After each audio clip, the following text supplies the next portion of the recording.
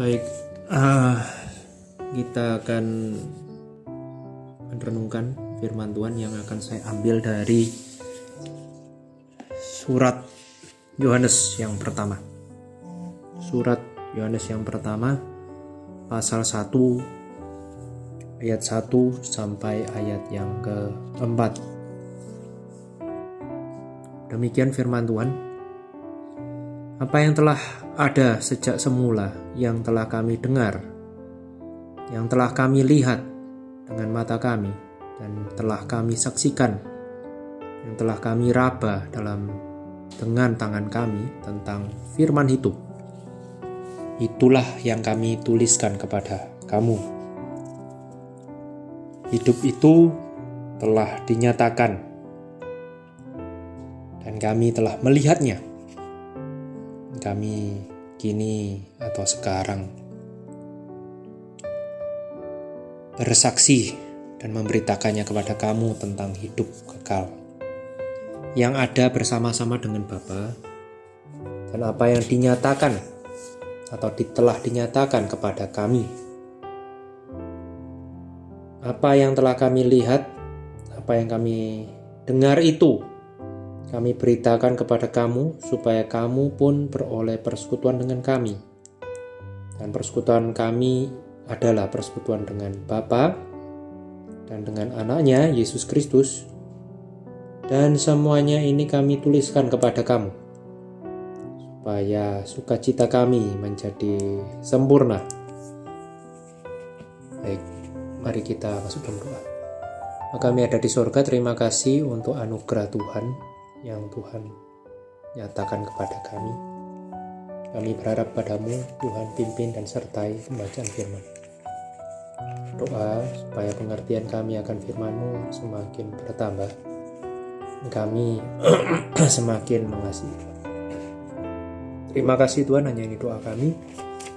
Serahkan di dalam tangan kasih Tuhan, demi nama Tuhan Yesus kami sudah berdoa. Amin.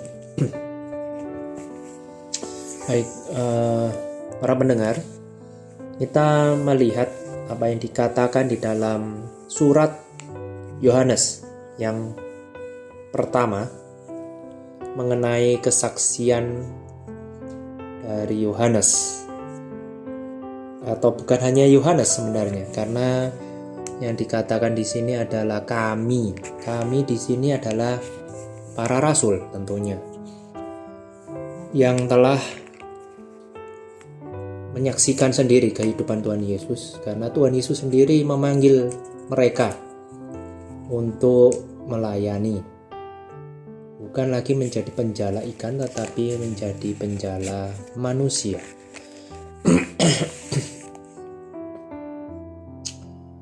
Dan ini yang dinyatakan kepada Yohanes, bahwa apa yang telah kami dengar, dan sebelum itu semua, misalnya kami dengar, kami lihat, kami saksikan, kami raba, ini adalah satu pengalaman ya, yang tidak bisa dipungkiri. Kalau di dalam filsafat itu adalah empirisisme ya, dan ini kawiannya atau yang disukai oleh David Hume untuk menyatakan apakah realitas itu. Realitas itu perlu dirasakan di dalam sensasi kita. Berkeley juga mengatakan demikian. Berkeley lebih baik lagi, karena filsuf Inggris yang pada waktu itu adalah seorang rohaniwan ya.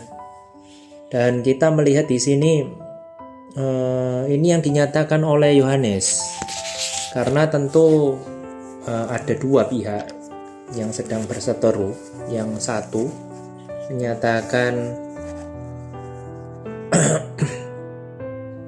tanda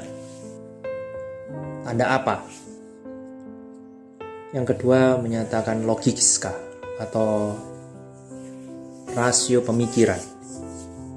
Nah, ini yang selalu ada di dalam baik dunia timur atau barat, masalah tanda dan logis. Orang Yunani minta pemikiran, logika, tetapi orang Yahudi meminta tanda. Kedua-duanya berusaha untuk dipresentasikan oleh Yohanes. Dan bukan hanya itu, sebenarnya yang kita lihat di sini tadi dikatakan apa yang telah ada sejak semula, ya. Archik, ya. Egoneto, dan ini menjadi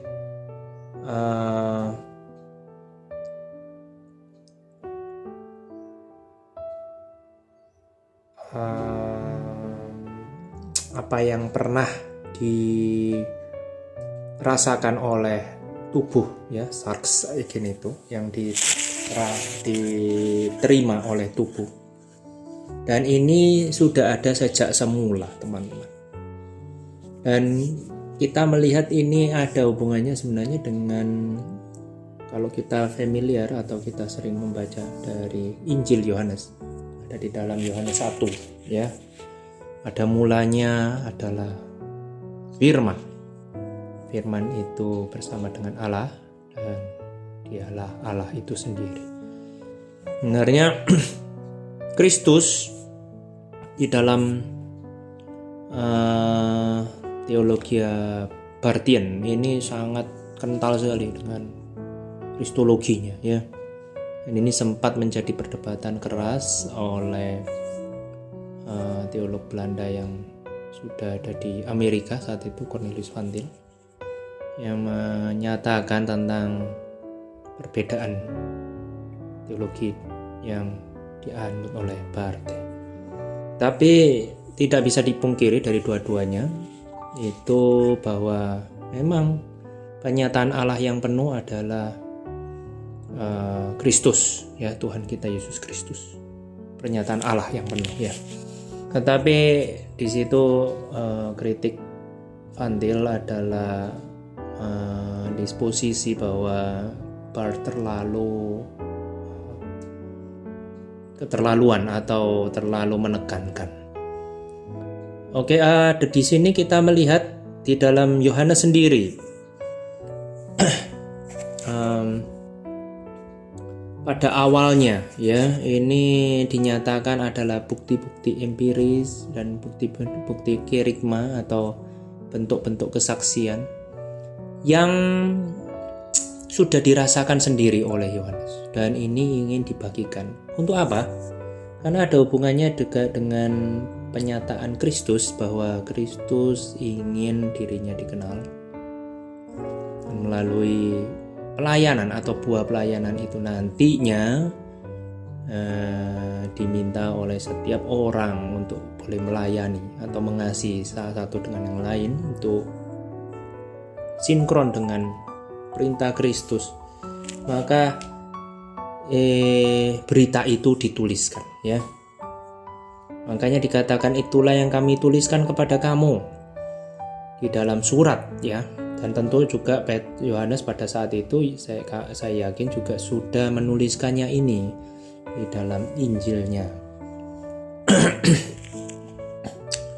Supaya apa? Dikatakan ayat yang kedua, kami melihatnya, kami juga saksikan itu tentang hidup yang kekal yang ada bersama dengan Bapa dan dinyatakan kepada kami. Tentu ini adalah ingin ditawarkan juga. Barang siapa yang ingin bersama dengan Sang Anak, yaitu firman yang hidup itu, maka firman itu akan hidup bersama dengan kita. Itu janji Allah. Dan itu mengarah kepada janji yang kekal atau hidup yang kekal itu. Dan yang kami lihat supaya mendapat persekutuan dengan persekutuan Bapa. Dan tentunya ini persekutuan yang bukan biasa, tetapi yang lebih dari biasa. Karena ini adalah persekutuan Bapa dengan Allah Anak. Dan itu yang ingin dibagikan kepada kita, persekutuan mereka, persekutuan kekal. Di dalam kehidupan kita tentu melihat banyak perspektif, bahwa dalam kehidupan ini perlu ada persekutuan. Jika tidak ada persekutuan, maka orang itu tidak bisa hidup sendiri, karena homo socius kita. Dan kita adalah makhluk yang sosial yang mau bersama-sama, dan kita membutuhkan orang lain. Karena itu suatu hal yang janggal kalau kita hidup sendiri. Dalam firman Tuhan juga dikatakan di dalam Amsal 18:1, orang yang menyendiri adalah orang yang tidak mendapatkan satu hikmat apapun. Karena dari sosial itu sebenarnya kita mendapat sesuatu. Tetapi persekutuan yang bagaimana? Di dalam kitab Mazmur juga dinyatakan, janganlah kita sosial dengan orang-orang yang memiliki tabiat yang buruk. Tapi marilah kita sebagai orang yang dipilih Tuhan. Jika kita yakin memang kita adalah orang-orang yang percaya, yang dipilih Allah, hendaklah kita juga bersekutu dengan orang-orang yang memiliki hal yang sama, supaya perilaku kita bisa semakin lama semakin berbaru. Bukan hanya dari persekutuan itu sendiri, tetapi dari firman yang diberitakan tiap-tiap kalinya. Maukah kita di dalam memasuki babak yang baru dalam pekerjaan kita, pelayanan kita, kiranya kita semakin diperbarui. Akhir yang baik akan selalu dimulai dari awal yang baik, dan awal yang baik ini tawarkan oleh Yohanes. Apa yang kami dengar atau yang ada sejak semula, itu yang kami beritakan kepada yang ada sejak semula, yakni warisan, yakni Allah itu sendiri, yaitu jejak-jejak ilahi yang ada terpampang di dalam barisan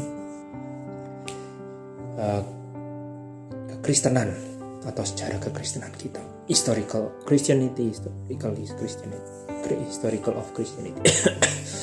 Dan itu yang membentuk satu teisme, yakni teisme kita kepada Allah atau Kristus, yang membentuk iman yang benar. Hendaklah kita saling mengasihi, hendaklah kita mewarisi iman yang dari Allah sendiri. Supaya apa? Supaya dikatakan tadi di ayat 4, supaya sukacita, supaya kita memperoleh sukacita.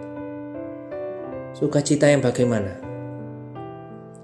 Nanti kita akan membahas kembali jika memang diberikan kesempatan. Mari kita masuk di dalam doa. Kami ada di surga, terima kasih untuk firman ini. Kami berharap padamu, Tuhan, sertai supaya kami hidup takut akan Tuhan. Apa yang telah diwahyukan kepada kami terima dengan rasa hormat yang tinggi, menghargai, dan kami menyimpannya dalam hati kami. Terima kasih ya Tuhan, hanya ini doa kami. Demi nama Tuhan Yesus kami sudah berdoa. Amin.